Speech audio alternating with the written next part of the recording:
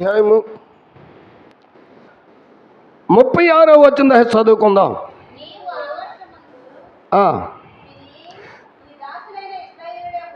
35వ వచనం కూడా చదువు. మరియు వారు నీకు విరోధముగా పాపము చేసినందున ఆకాశము మూయబడి వర్షము లేకపోగా నీ వారిని ఇలాగున శ్రమ పెట్టడం వలన వారు నీ నామమును ఒప్పుకొని తమ పాపములను విడిచి ఈ స్థలము తట్టు తిరిగి ప్రార్థన చేసిన ఎడల ఆకాశమందు విని నీ దాసులైన ఇశ్రాయేలీలకు నీ జనులు చేసిన పాపమును క్షమించి వారు నడవలసిన సన్మార్గమును వారికి చూపించి నీ జనులకు నీవు స్వాస్థ్యముగా ఇచ్చిన భూమి మీద వర్షమును కుమ్మరించు. దేవునికి స్తోత్రం. హల్లెలూయా, హల్లెలూయా. కనుక వాక్య భాగంలో దేవుని వాక్యాన్ని మనం పరిశీలన చేసినప్పుడు దేవుని యొక్క సన్నిధిలో దావీదు దేవుని యొక్క సన్నిధిలో ఉన్నప్పుడు ఆయన ప్రార్థన చేస్తున్నప్పుడు ఆయన అంటున్నాడు, కనుక వారు నీకు విరోధముగా పాపం చేశారు. దేవునికి విరోధముగా వారు పాపం చేశారు. దేవునికి వారు దూరస్తులో ఉన్నారు. వారు చేసిన పాపమును కారణముగా వారు చేసిన పాపమునకు వారు చేసిన అవిధేయకు వారికి దూరస్తులో ఉన్న కారణము చేత వారికి ఏం జరిగినదంటే ఆకాశము మూయబడింది. ఆకాశము మూయబడినది, వర్షము లేక మూయబడినది. వర్షము లేనప్పుడు ఆ ప్రజలకు ఏం కలిగిందంటే శ్రమ కలిగినది. వారు బాధపడుచున్నారు, వేదన పడుచున్నారు. భూ పంటలు లేక వేదన పడుచున్నారు. వారు పశువులకు నీరు లేక వేదన పడుచున్నారు. వారు ఆహారం కొరత వచ్చింది, వారు శ్రమ పడుచున్నారు. వారు నీ నామమున ఒప్పుకొని తమ పాపములను విడచి వారిని నామమును ఒప్పుకొని ఏం చేస్తున్నారంటే పాపములను విడిచి ఇశ్రాయేలీయులు చేసిన పాపము కారణముగా ఆకాశం మూయబడింది. వారు శ్రమ అనిపించారు. వర్షము లేక వారు బాధపడినప్పుడు అంటాడు, నీ వారు ఎలాగున శ్రమ పెట్టడం వలన వారు నీ నామమును ఒప్పుకొని వారు ఏం చేశారంటే ఒప్పుకొని పాపములను విడిచి వారు పాపములను విడిచారట. వారు అవిధేయతను విడిచారు. విడచి ఏం చేశారంటే ఈ స్థలము తట్టు తిరిగి ప్రార్థన చేసిన ఎడలా అన్నాడు. ఇదిగో దేవుని యొక్క మందిరము తట్టు తిరిగి వారు ప్రార్థన చేసినట్లయితే, దేవుని సన్నిధిలో వారు జ్ఞాపన చేసినట్లయితే, వారు దేవుని యొక్క సన్నిధిలో కన్నీరు పెట్టినట్లయితే అప్పుడు అంటాడు 36వ వచనం, నీవు ఆకాశమందు వినే దేవునికి స్తోత్రం. హల్లెలూయా, హల్లెలూయా. ప్రార్థన ఆలకించేవాడు, ప్రార్థనకు ప్రతిఫలం ఇచ్చేవాడు, ప్రార్థనకు సమాధానం ఇచ్చేవాడు, ప్రార్థనను అంగీకరించి ఆ ప్రార్థన ఏది అవసరతనదో ఆ అవసరతను తీర్చేవాడు. ఆ ప్రార్థన విని నీ ఆకాశమందు విని నీ దాసులని ఇశ్రాయేలీయులకు నీ జనులు చేసిన పాపములను క్షమించి, ఆ పాపముల వారిని విడిచిపెట్టలేదు, వారిని క్షమించిన దేవుడు. క్షమాపణ దొరికింది వారికి. ఎందుకు దొరికింది తెలుసా? వారు విజ్ఞాపన చేశారు వారి పాపాలను బట్టి. వారు దేవుని సన్నిధిలో కన్నీరు పెట్టుకున్నారు, వారు రోదన చేశారు. కనుక వారిని ఏం చేశాడు? క్షమించిన తర్వాత ఏం తెలుసా? వారు నడవలసిన సన్మార్గమును వారికి సన్మార్గం అంటే మంచి మార్గము. ఒక మంచి మార్గమును వారికి దేవుడు చూపించాడు. ఏ మార్గమును కూడా వారు వెళ్ళాలో దేవుడు చూపించాడు. ఏ మార్గము వారికి మేలుకరమైనది దేవుడు వారికి చూపించాడు. ఏ మార్గం అయితే వారికి ఆశీర్వాదకరమైనదో ఆ మార్గమును దేవుడు చూపించాడు. ఏ మార్గం అయితే వారికి కనుక లాభకరమైనదో కనుక మార్గాన్ని దేవుడు వారికి చూపించాడు. చూపించిన తర్వాత అన్నాడు, వారికి చూపించి నీ జనులకు నీవు స్వాస్థ్యమిచ్చిన భూమిని మీద వర్షమును కురిపించాడు. అప్పుడు చక్కని మార్గం చూపించిన దేవుడు, వారు క్షమించిన దేవుడు, వారు పాపములు క్షమించిన దేవుడు వారిని ఏం చేశాడంటే కనుక వారి భూమి మీద వర్షమును కురిపించాడు. వారి పంట భూమి సస్యశ్యామలగా మారింది. వారు త్రాగడానికి నీరు ఇచ్చిన దేవుడు. అందుకనే సమూయేలు అంటున్నాడు, నేను ప్రార్థన చేయకపోతే దేవుని దృష్టిలో నేను ఎలాంటి వాడనంటే పాపము చేసిన వాడవుతాను. నేను పాపం చేసిన వాడనే, నేను మీ కొరకు ప్రార్థన చేస్తాం మాననని కనుక సమూయేలు ప్రవక్త దేవుని సన్నిధిలో విజ్ఞాపన చేశాడు. ఈ ప్రార్థన ఎటు రీతిగా ఉన్నదంటే కీర్తనల గ్రంథము 27వ కీర్తన, కీర్తనల గ్రంథము 27వ కీర్తన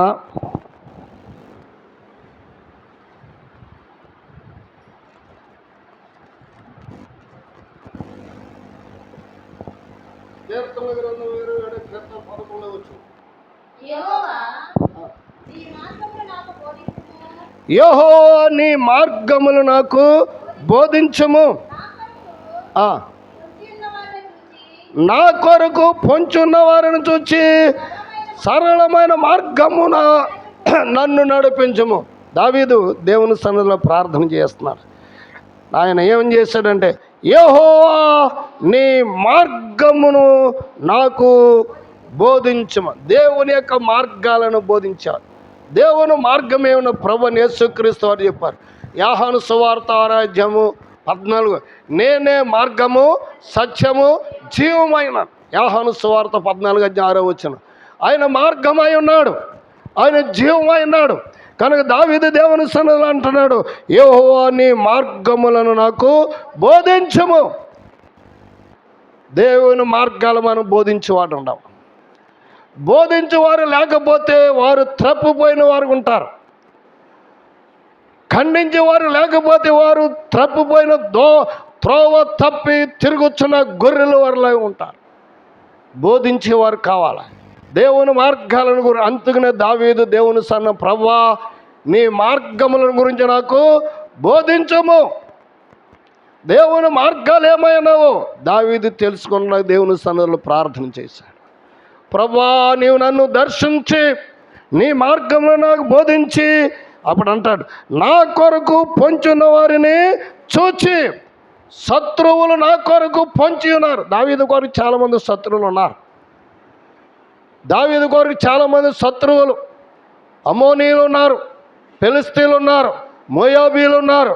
కనుక అనేక రకాలైన ప్రజలు, రాజులు దావీదు చుట్టూ పొంచి ఉన్నారు. కనుక వారిని గురించి అంటున్నాడు దావీదు, నీ మార్గములను నాకు బోధించి నా కొరకు పొంచున్న వారిని చూచి. వారు కనిపెడుతున్నారు ప్రభు నా కొరకు అన్నాడు. నా కొరకు వారు కనిపెడుతున్నారు. నన్ను శ్రమలలో చిక్కుకొనడానికి, శ్రమలలో త్రోసివేయడానికి, కనుక శత్రు సమూహానికి అప్పగించడానికి కనుక వారు నా కొరకు పొంచి ఉన్నారంటే కనిపెడుతున్నారు. కనుక నీ మార్గం ఎలాంటిది నాకు బోధించు ప్రభు అని అన్నాడు. అప్పుడు ఏమన్నాడు అంటే 3వ మాటలో, సరళమైన మార్గమున నన్ను, వంకర మార్గమున నన్ను నడిపించవద్దు. సరళమైన మార్గము అంటే తిన్నని మార్గము నాకు నడిపించు, తిన్నని మార్గము నాకు నడిపించు ప్రభువా అని దావీదు దేవుని సన్నిధిలో ప్రార్థన చేశాడు. కనుక ఈ ధ్యాన కూడుకుల ద్వారా వాక్యం తన దేవుని బిడ్డలారా, ప్రభువైన యేసు క్రీస్తు ఆ శిలువ మ్రాను మోయటను ముందు, అప్పగించే ముందు గెత్సేమనే తోటలో ప్రార్థన చేశాడు. ఆ శ్రమ అనుభవించడానికి ముందు ప్రార్థన చేశాడు. ఆ ప్రార్థన ఏ ప్రార్థన? అది కన్నీటితో కూడిన ప్రార్థన చేశాడు.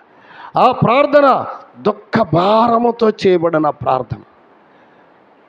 ఆ యొక్క ప్రార్థన క్రీస్తుని ఎంతవరకు నడిపించిందంటే శిలువ మ్రాను మోసి గొల్గతు కొండపైన వేలాడిది వరకు కూడా, తన ప్రాణం పోయి సమాధి చేయబడి తిరిగి లేచే వరకు కూడా ఆ ప్రార్థన ప్రభువుని క్రీస్తుని కాపాడగలిగినది, తండ్రి చిత్తాన్ని నెరవేర్చగలిగినది ప్రార్థన.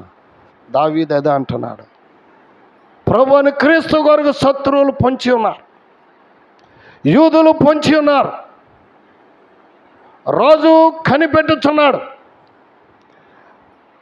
అననయ కైప యేసుక్రీస్తు శిక్షను విధించిన తర్వాత ఆయన ఎటువంటి బాధ అనిపించుచున్నాడు, ఆయన కనిపెడుచున్నాడు. శత్రువులు ప్రభువుని క్రీస్తు కొరకు కనిపెట్టారు. ఆయన సిలువలో ప్రాణము పోయిన తర్వాత కూడా, సమాధి చేయబడిన తర్వాత కూడా ఆ రాతికి పెద్ద రాతి బండను అడ్డుగా పెట్టి దాని ఇనప సంఖ్యలతో బంధించి అక్కడ కావలి పెట్టారు. వారు పొంచి ఉన్నారు క్రీస్తుని, వారు నిర్దోష అయిన క్రీస్తుని, నిష్కళంకుడైన క్రీస్తుని, ఏ నేరము చేయని క్రీస్తుని శ్రమకు అప్పగించడానికి వారు కనిపెట్టారు. ఆయన మరణ బంధకములలో బంధించినప్పుడు, పాతాళములో ఆయన కనుక సమాధి చేయబడినప్పుడు, పెద్ద రాతి బండను పెట్టినప్పుడు, ఇనప సంఖ్యలతో బంధించినప్పుడు వారక్కడ మరల కావలి కాయిస్తున్నారు. ఆ సమాధి దగ్గర కావలి కాయవారు కూడా ఉన్నారు, కావలి కాయవారు కూడా. అందుకని దావీదు అంటున్నాడు, ప్రభువా నా కొరకు పొంచున్న వారిని చూచి సరళమైన మార్గమును నాకు నడిపించుము, నన్ను నడిపించు అన్నాడు దావీదు. నీ మార్గము నాకు నడిపించు ప్రభు అని దావీదు దేవుని సన్నిధిలో ప్రార్థన చేశాడు. సామెతల గ్రంథము 4వ అధ్యాయము, సామెతల గ్రంథము 4వ అధ్యాయము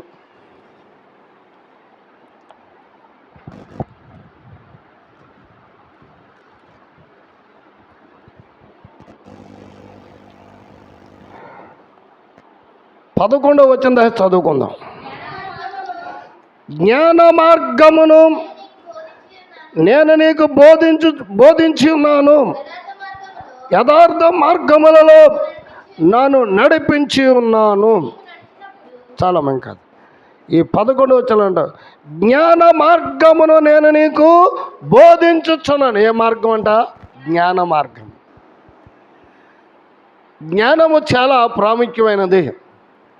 మన మార్గాలు ఒక్కొక్కసారి ఆలోచన లేని మార్గాలను కూడా మనం వెళుతూ ఉంటాం, యోచించకుండా మన మార్గాలను మనం ఎంచుకుంటాం. ఆ మార్గాలు ఎలాంటివి అంటే కొన్ని ప్రమాదకరంగా నడిపించేవి, ఆ మార్గాలు మనకి కీడు కలిగించేవి. కనుక దేవుని యొక్క జ్ఞానైన సొలొమోను, జ్ఞాన మార్గమును నేను నీకు బోధించిన. సొలొమోనుకు దేవుడు జ్ఞాన మార్గాన్ని నీకు బోధించుచున్నాను. జ్ఞాన మార్గము అంటే మన మార్గాలు ఎప్పుడు కూడా ఆలోచించదగినవి. మన మార్గము ఎలాంటిది ఉండాలంటే యోచించుకుని నడవలసిన వారమై ఉన్నాం. జ్ఞాన మార్గాన్ని ఆయన అంటాడు, యథార్థ మార్గములలో నిన్ను నడిపించుచున్నాను. యథార్థమైన మార్గాలలో ఏముండాలంటే యథార్థత ఉండాలి. యథార్థం ఉన్నప్పుడు శ్రమ ఉంటుంది, యథార్థం ఉన్నప్పుడు వేదన ఉంటుంది, యథార్థత ఉన్నప్పుడు కన్నీటి గాథ ఉంటుంది, యథార్థత ఉన్నప్పుడు కనుక దుఃఖము భరించవలసి వచ్చినది. కనుకట్టి మార్గాలన్నిటిలో కనుక ఎన్ని శ్రమ వచ్చినా యేసుక్రీస్తుని నడిపించిన మార్గం ఎలాంటిదంటే అది యథార్థమైన మార్గమును కూడా నడిపించారు. శ్రమలు అనిపించినా కానీ ఆయన మార్గము యథార్థమైనది, ఆయన మార్గము న్యాయమైనది, ఆయన మార్గము రక్తముతో నిండి ఉన్నా కానీ ఆయన మార్గము, ఆయన కాళ్ళలో రక్తము కారుచున్నప్పుడు కూడా ఆయన మార్గం ఏమున్నదంటే యథార్థమైన మార్గమున వారు నడిపించారు. వాక్యం వినుచున్న దేవుని బిడ్డలారా, ప్రభువుని క్రీస్తు కొరకు క్రైస్తవ సంఘము నడుచుచున్నప్పుడు, క్రీస్తు కొరకు వాక్యమును అంగీకరించి ఆయన కొరకు జీవించినప్పుడు మార్గము యథార్థమై ఉండాలి. ఆ మార్గం యథార్థమైనప్పుడు ఎన్ని శ్రమలు వచ్చినా ప్రభువైన యేసుక్రీస్తు అది భరించాడు. ఆయన యథార్థవంతుడుగా భరించాడు. ఆయన న్యాయవంతుడని క్రీస్తు భరించాడు. ఆయన మార్గం యథార్థమైనది. ఆయన మార్గం యథార్థమైనది కనుక ఆ మార్గములన్నింటిలో కూడా ఆయన నడిచి గొల్గతి కొండ వరకు కూడా ఆయన మార్గాన్ని నడిపించాడు. అందుకని అంటాడు ఇర్మియా భక్తుడు, ఇర్మియా గ్రంథం ప్రార్థన చేసుకుందాం. 6వ అధ్యాయము, ఇర్మియా గ్రంథము 6వ అధ్యాయము 10వ వచనం దాకా చదువుకుందాం. 16 వచనం. యెహోవా ఎలాగూ సెలవిచ్చుతున్నాడు, మార్గములలో నిలిచి చూడుడి, పురాతన మార్గములను గురించి విచారించుడి, మేలు కలుగు మార్గమేదని అడిగి అందులో నడుచుకొనుడి, అప్పుడు మీకు నెమ్మది కలుగును. అయితే వారు మేము అందులో నడుచుకొనమని చెప్పుచున్నారు. ఇర్మియా ప్రవక్త తన ప్రజలతో చెప్పుచున్న యొక్క వాక్య భాగం నుండి యెహోవా ఎలాగూ సెలవిచ్చుతున్నాడు, మార్గములలో నిలిచి చూడండి. మార్గాలు ఏం చేయాలండి? ఇప్పుడు నిలిచి చూడాలట, నిలిచి చూడాలి. ఒకసారి నేను కనుక బుట్టాయిగూడెం మండలంలో ఏజెన్సీ సువార్తకి వెళ్ళాం. ఆ కొండలలో ఎక్కడ కోయ వరకు పల్లె ఉంటే అక్కడికి వెళ్ళవలసి వచ్చింది. వెళ్ళినప్పుడు ఎట్టెలిన దారే ఉన్నది. ఆ క్రొత్త దారే నాకు తెలియదు. ఆ దారి కూడా ఎట్టెత్తుకున్నదంటే అడవి అటు ఇటు చెట్లు కమ్మున్నాయి, క్రింద నుంచి ఒంగుని వెళ్ళవలసి వచ్చే మార్గం అది. ఎటు చూసిన దారే. అక్కడ పాస్టర్ గారు ఆ యొక్క మధ్యనే ఆ కొండ దగ్గర కోయవారు 10 కొంపలు ఉన్నాయి. వారు ప్రభువుని అంగీకరించారు. సువార్త ప్రకటన చేయడం అక్కడ తీసుకెళ్ళాడు ఆయన. ఒక రాత్రి అక్కడ ఉండవలసి వచ్చింది. కనుక మార్గం ఎటు అని నేను అడుగుతున్నాను. ఇంచుమించు కిలోమీటర్ నడిపించాడు ఆయన. ఎటు నడవాలి, ఎటు వెళ్ళాలంటే ఆయన చెప్పాడు, ఇదిగో ఈ అడవుల్లో గుండా వెళ్ళాలన్నాడు. ఈ యొక్క అడవి గుండా మనం వెళ్ళాలి. కనుక మనకు సరైన మార్గం లేదు. మరి వారు ప్రయాణం ఏంటంటే వారు కూడా ఇదే మార్గాన్ని వస్తూ ఉంటారు. వారు అడవుల్లో నివసించేవారు కనుక వారికి అనేక రకాలైన ఏ మార్గమున వెళ్ళినా కానీ వారికి ఆ త్రోవ తెలుసు. వారు చేరవలసిన గమ్యాన్ని చేస్తారు. అయితే మనం చేరలేము. మనకి క్రొత్త వారము కనుక ఒకే మార్గానికి ఉండాలి. ఇదిగో నాకు తెలిసిన మార్గం ఇదే అని చెప్పాడు ఆయన. అదే మార్గాన్ని వెళ్ళాం. నొంగునే వలసింది. ఇంత శ్రమ అంటే వారికి సువార్తను బోధించాలి. వారు ఎంతగా అక్కడ ఎన్నుకున్నారంటే వారి యొక్క భూములు అక్కడ ఉన్నాయి కనుక, అది 10 కొంపలు అక్కడ ఉన్నారు కనుక వారి యొక్క నివాసాలు వారు త్రాగడానికి నీరు, కొండ మీద నీరు గుంటలో పడుతున్నాయి. ఆ నీరే త్రాగుతున్నారు. వారు రాత్రి వేళ జంతువులను ఏటాడుకుంటాకి అది అనువైన ప్లేస్ అంట వారికి. వారు అక్కడ ఉండవలసి వచ్చింది కనుక అందుకు ఇర్మియా ప్రవక్త అన్నాడు, ఇశ్రాయేలీయులైతే మార్గములలో నిలిచి చూడండి. మనకు చాలా మార్గాలు ఉన్నాయి. మన సెంటర్కి వెళ్ళినట్లయితే 4 మార్గాలు ఉన్నాయి మనకి. మనకి వెళ్ళవలసింది భీమవరం వెళ్ళండి, భీమవరం మార్గం వెళ్ళాలి. ఏలూరు వెళ్ళండి, ఏలూరు మార్గానికి వెళ్ళాలి. తణుకు వెళ్ళండి, తణుకు మార్గానికి వెళ్ళాలి. ఇటు నల్లజర్లు వెళ్ళండి, నల్లజర్ల మార్గానికి వెళ్ళాలి. 4 మార్గాలు అక్కడ మనకున్నాయి. మనకి ఏ స్థలం ఏ మార్గమున కూడా వెళ్ళాలి, నిలిచి చూడాలి మనం. అదే క్రొత్త వారు వచ్చినప్పుడు తెలియదు ఎటు వెళ్ళాలి అని కన్ఫ్యూజ్ పడుతూ ఉంటారు. అప్పుడు అడుగుతారయ్యా, నేను ఫలానా చోటుకి వెళ్ళాలంటే ఈ మార్గమున గుండా వెళ్ళమంట. ఇశ్రాయేలీయులకి దేవుడు ఇర్మియా ప్రవక్తదే చెప్పాడు, ఓ ఇశ్రాయేలీయులారా మార్గములను నిలిచి చూడుడి. అప్పుడు మార్గాల గురించి చెప్పాడు. పురాతన మార్గములను గురించి విచారించాడు. పురాతన మార్గాలు పాత మార్గాలు. పాత జీవితంలో అనేక మార్గాలు ఉన్నవి. పాత జీవితంలో అనేక త్రోవలు ఉన్నవి. పాత జీవితంలో రక్షణ లేనప్పుడు ఎన్నో మార్గాలు ఉన్నవి. ప్రభువుని క్రీస్తును అంగీకరించలేని అనేక మార్గాలు ఉన్నవి. క్రీస్తును అంగీకరించిన తర్వాత మార్గము అందుకని అంటాడు పురాత మార్గములను గురించి విచారించడం. ఆ మార్గాల గురించి ఒక్కసారి ఆలోచించేమన్నా. ఆ పురాత మార్గం నేను రక్షించబడిన అదే మార్గాన్ని అనుకుంటానంటే మనం దేవునికి యోగ్యకరమైన వారం కానే కాదు. ఆ మార్గాన్ని విడిచిపెట్టిన తర్వాత మరదే మార్గం నాకు కావాలంటే దేవుడు అది మేలుకరమైన మార్గం కాదు. అప్పుడు అంటే క్రింద అన్నాడు మేలు కలుగు మార్గం మీద అడిగి అందులో నడుచుకొనుడి అప్పుడు మీకు నెమ్మది కలుగును అన్నాడు. అంతవరకు నెమ్మది ఉండదట. మనం అప్పటి వరకు ఏదో పోగొట్టుకునేవారుగానే ఉంటాం, ఏదో పోయిన వస్తువుని ఎదుక్కునేవారుగానే ఉంటాం. కనుక మేలు కలిగే మార్గం ఏదో అడిగి అందులో మనము నడుచుకొనుచు